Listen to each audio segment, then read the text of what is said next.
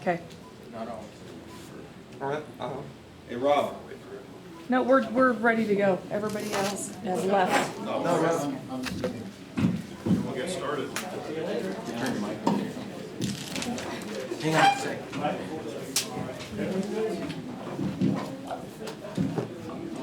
We're waiting on you, ma'am. We got some roommates. You want to get away from that bar. So we,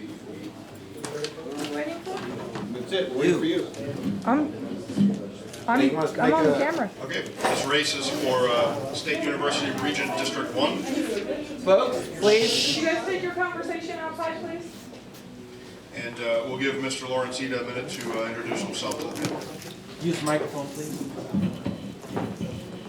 I'm Lawrence Ita.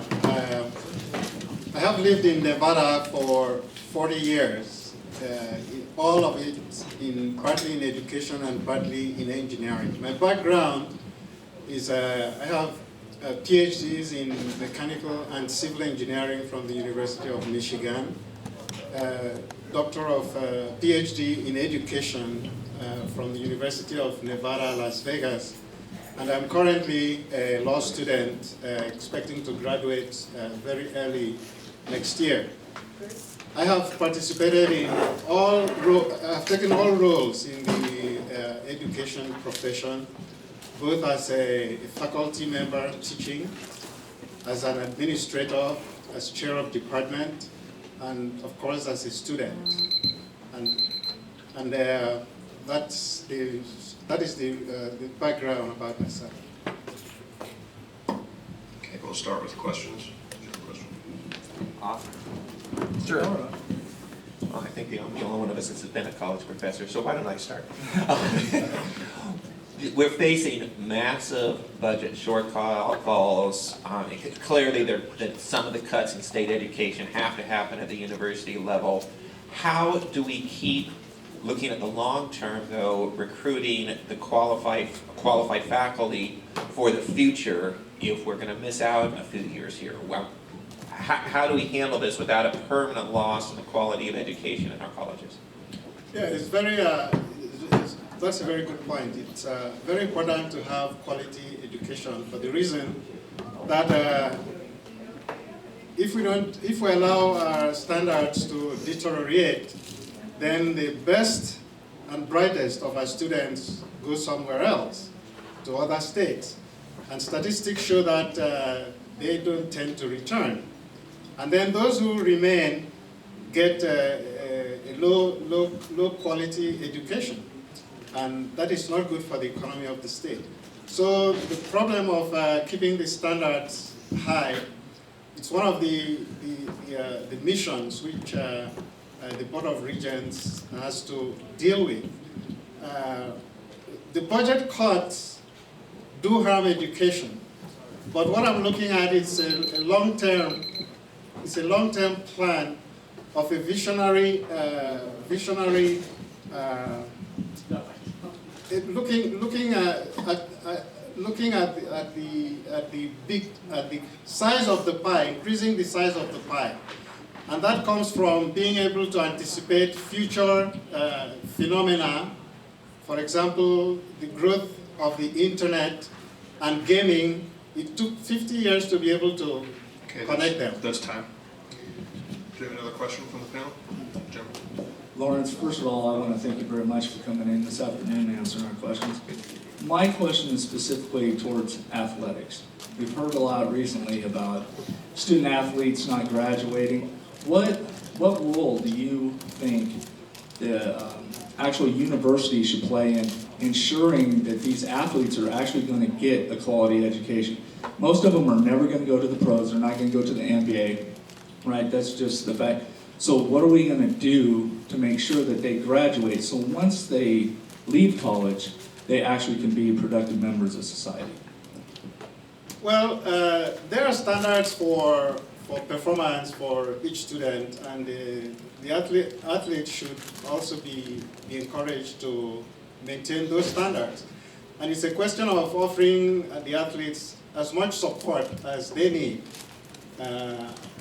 in class out of class, and if possible, or if necessary, even extra time to be able to do all the work that is required to meet all the requirements for graduation.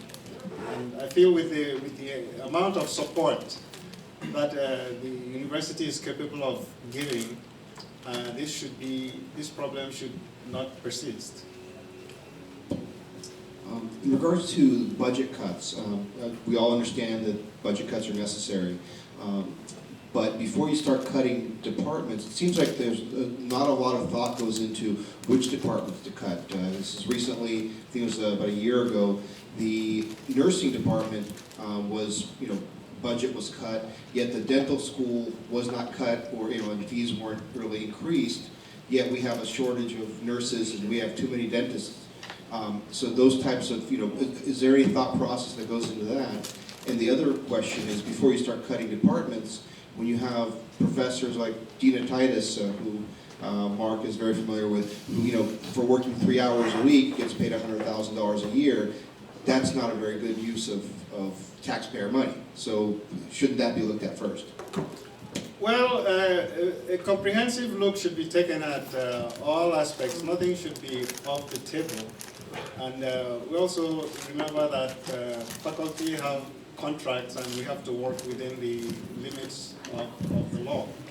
But the Board of Regents has the responsibility of inspiring faculty to want to do more, inspiring the legislature to look for alternative ways of funding, present and future. For example, the point I was going to make in the last question, Nevada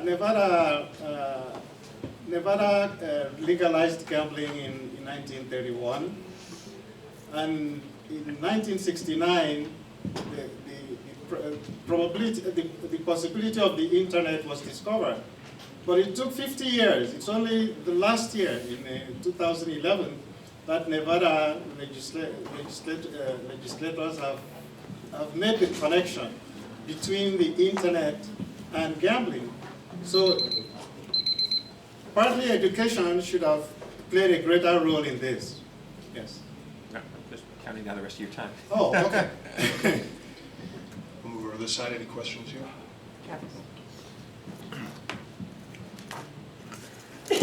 Hi, Mr. Ita. How are you today? Thank you. I must disclose that Mr. Ita is a colleague of my wife who's also in law school. Mr. Ita, if you had to cut a whole department or a whole school, had to, no doubt about it, which one would it be? Well, I don't think I could sit here and, and say that I have to cut a particular school, but I think the problem, the issue should be looked at comprehensively, and the critical areas should not be cut. For example, where our jobs lie, the departments which feed our jobs should not be cut, and I would look at it comprehensively. I have not done a complete study of department by department, how they stand with respect to the need in the society and the need for the future growth of Nevada. So, but that is how I would approach it. Thank you for coming, Mr. Ida. Thank you. You mentioned with the athletics and a few other different times that you would like to create programs or have a support structure in place. How would you pay for it? Oh, most of the schools, for example, law school in which I am a student now, there is tremendous support for students.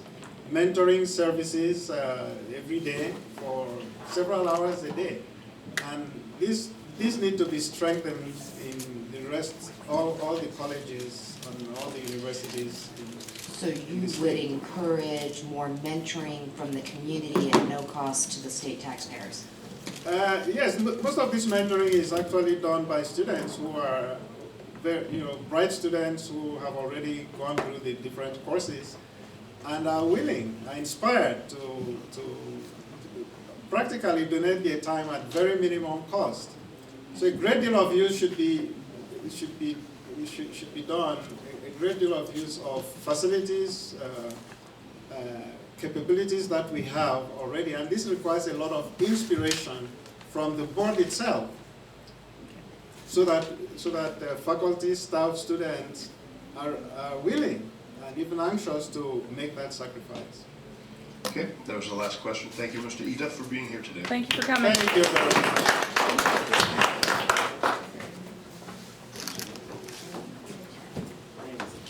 Hey, Doc, you got a charger for your iPhone? Actually, yes, I do. Mine is taking it. No. Hey, Randy. How you doing? It even has an extension How cord was it? from a MacBook. That's near confusing. Thanks. You're welcome.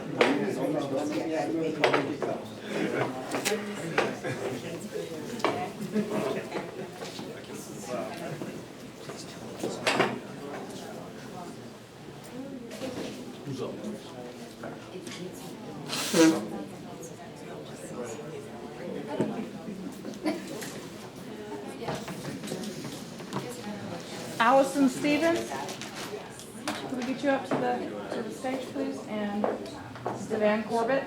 Stevan, is that you? Oh, please, join her.